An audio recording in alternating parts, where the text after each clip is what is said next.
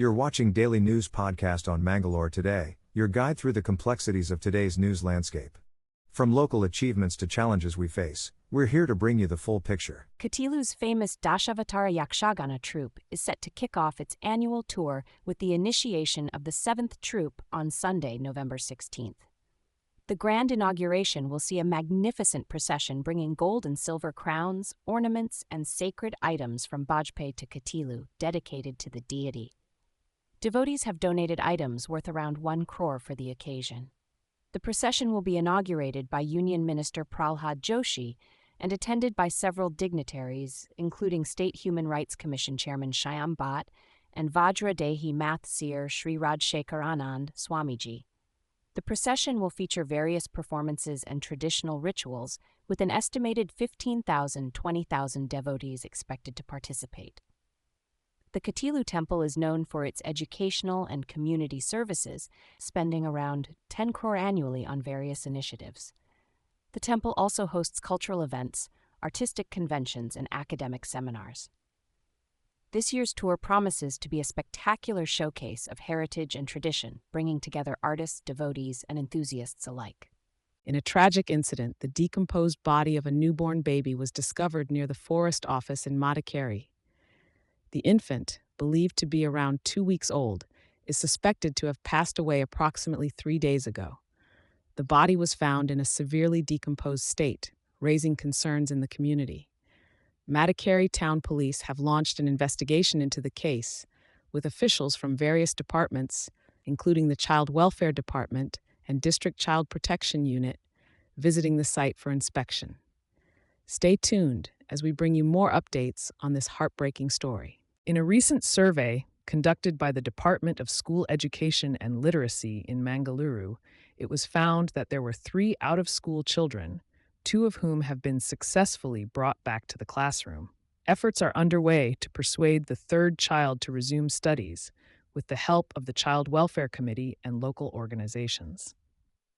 The survey also cleared the air on the RDPR department's findings of 923 out-of-school children, stating that discrepancies were found after cross-verifying the data with schools.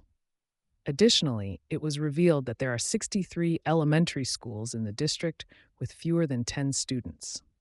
The Zilla Panchayat CEO has assured that complaints against private and CBSE schools not following guidelines on school bag weights will be investigated.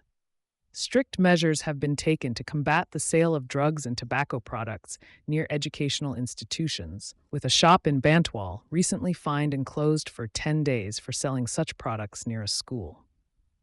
In Belthangady, a major breakthrough has been made by the Venner police in solving a case of a house break-in in Kuththuru. The accused, identified as 71-year-old Itthe Barpe Abubakkar, was arrested for stealing gold ornaments worth lakhs of rupees from a teacher's residence in Naravi village.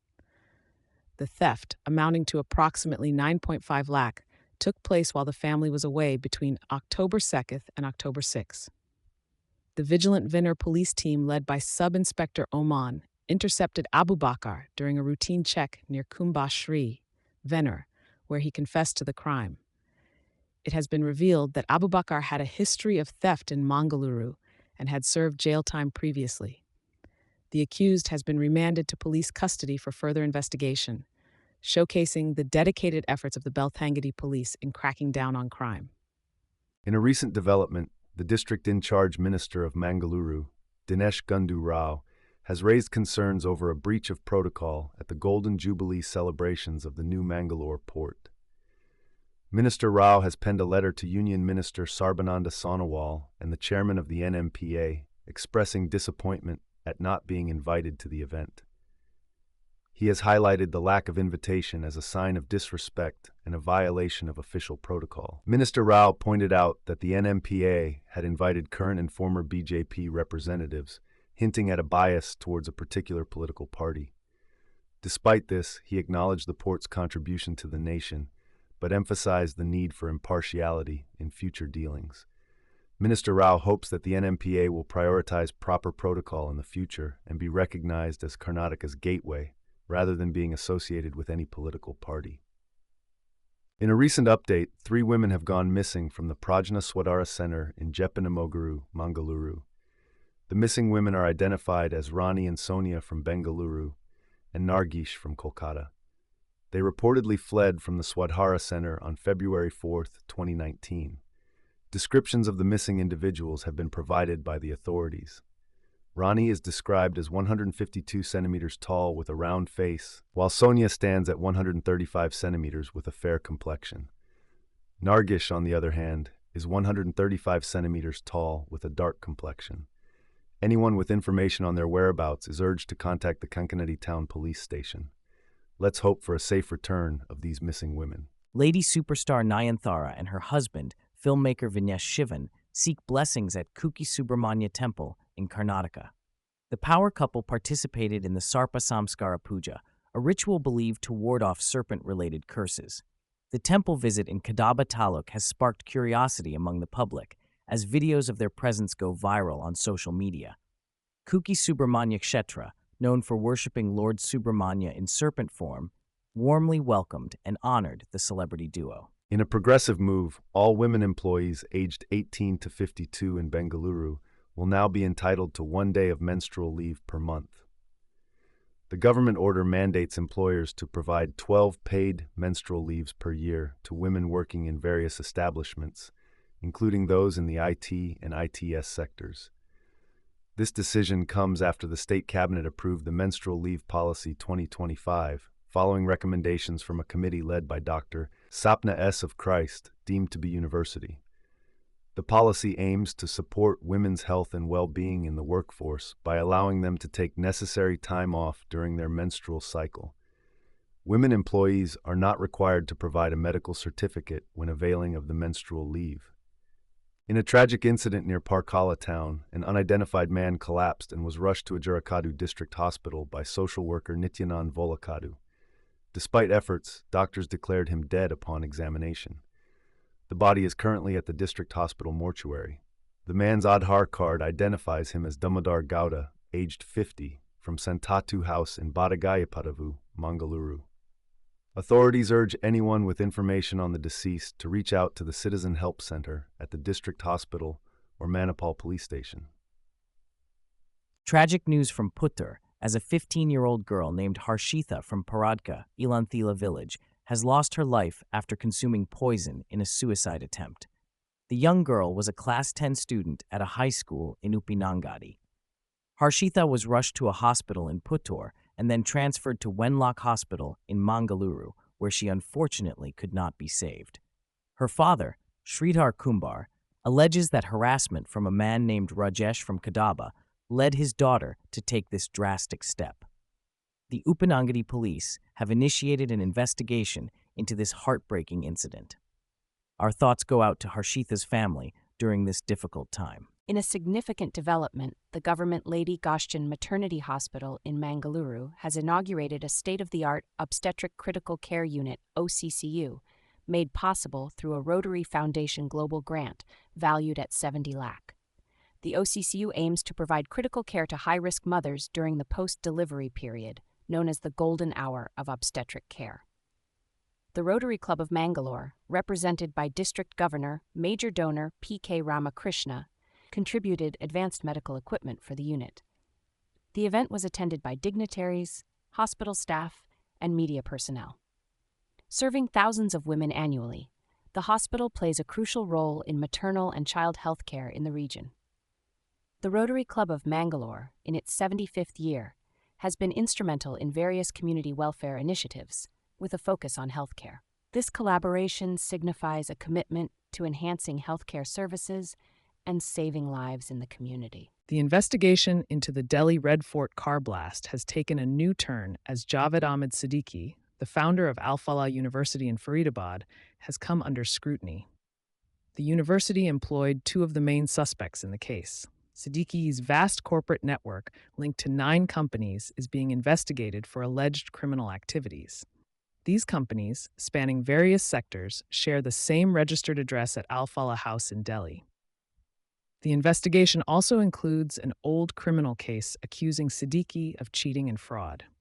The Red Fort car blast, which killed 13 people, was carried out by a terrorist linked to Jaish-e-Mohammed. The plot reportedly involved 32 cars targeting multiple locations in Delhi as revenge for the Babri Masjid demolition.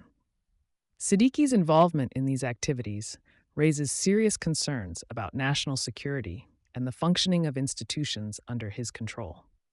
Mangalore Today brings you the latest news from the U.S., where President Donald Trump has signed legislation to end the longest government shutdown in history.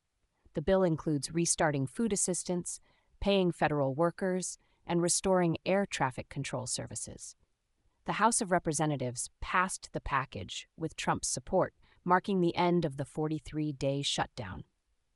The shutdown's impact on the economy, especially on air travel and data reporting, is significant. While Democrats wanted an extension of health insurance subsidies, no promises have been made by Speaker Mike Johnson. Despite the blame game, a Reuters Ipsos poll showed a split in opinions on which party was responsible for the shutdown. The House's return also means a potential probe into Jeffrey Epstein's records and the aftermath of the Capitol attack. Stay tuned to Mangalore Today for more updates on this developing story. Surinder Kohli, the prime accused in the tragic Nithari serial killings case that shook the nation in 2006, has been released from the Luxor District Jail in Greater Noida after the Supreme Court acquitted him in the last pending case related to the 2006 serial murders. The Nithari case revealed the brutal killings and disappearances of several children and women, leading to widespread outrage and fear in the community. Kohli, who had been awarded multiple death sentences over the years, was finally released after the court highlighted lapses in the investigation, including negligence and delays that corroded the fact-finding process. Clad in a blue shirt and black trousers, Kohli left the prison accompanied by his lawyers, declining to speak to the media gathered outside. The court emphasized that criminal law does not permit conviction on conjecture or on a hunch, and while acknowledging the gravity of the crimes, it emphasized the need for proof beyond a reasonable doubt. The release of Kohli marks the end of a long legal battle, raising questions about the delayed justice in one of the most haunting cases in recent memory. In a shocking cyber scam incident, popular Kannada film star Upendra and his wife Priyanka were targeted by hackers, resulting in a loss of around 1.5 lakh. The cybercriminals gained access to their mobile phones and WhatsApp accounts, tricking them into transferring money. The Bengaluru police have arrested one accused, named Vikas Kumar, in connection with the case, traced to Bihar. The scam unfolded when Priyanka clicked on a link received after making an online purchase, giving hackers control over her WhatsApp. Fake messages were sent to contacts, including their son, requesting money transfers. Even Upendra's phone and their manager's phone were compromised in the chaos. The family realized the fraud only after money was siphoned off. The investigation is ongoing with the joint efforts of the Central Division Cyber Police and Sadashivanagar Police. Mangalore Today brings you the latest updates on the tragic blast near Red Fort in New Delhi. The death toll has risen to 13 with the sad demise of Bilal at LNJP Hospital. He has been identified as the driver of the exploded Hyundai i20, Dr. Umar Nabi from Jammu and Kashmir's Pulwama. The blast occurred after police busted a terror module and made several arrests, including 3 doctors. Authorities have seized a significant amount of explosive materials across Jammu and Kashmir, Haryana, and Uttar Pradesh.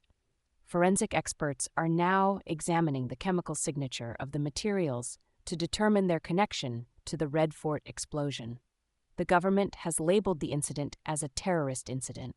Stay tuned to Mangalore Today for further updates on this developing story. In a bid to simplify identification processes, the Unique Identification Authority of India, UIDAI, has unveiled a new Aadhaar mobile application for iOS and Android users. The app enables residents to conveniently carry their identification cards digitally, revolutionizing the way identities are managed. Users can download this app from the Google Play Store and Apple App Store for testing and feedback purposes. The app offers features like secure sharing of Aadhaar details, setting up multiple profiles, and biometric locking/unlocking. With a focus on privacy and ease of access, this app aims to streamline services such as admissions, banking, and more. To experience hassle-free Aadhaar verification and enhanced security, residents are encouraged to explore this innovative digital ID solution. Mangaluru, 13th of Nov, 2025. The Union Cabinet, chaired by Prime Minister Narendra Modi, strongly condemned the horrific terror incident near the Red Fort and urged agencies to swiftly investigate and bring perpetrators to justice. The incident, involving a car blast, claimed 13 lives and left several injured. The Cabinet expressed profound grief, observing 2 minutes of silence and passing a resolution to pay respects to the victims and their families. The country reaffirmed its commitment to zero tolerance towards terrorism and vowed to ensure national security. Information and Broadcasting Minister Ashwani Vaishnaw, during a press briefing, emphasized the resolution's focus on the terror incident and urged for careful reading. When asked about Pakistan's involvement, he advised referring directly to the resolution and clarified on the use of the term anti-national. The government continues to monitor the situation closely, appreciating global support and praising the courage of authorities and citizens in the face of adversity. As we conclude today's broadcast, we extend our heartfelt thanks for your viewership. For more on the stories we've shared and beyond, our website mangaloretoday.com awaits your visit. Don't forget to subscribe for all the latest news. Thank you, and good night.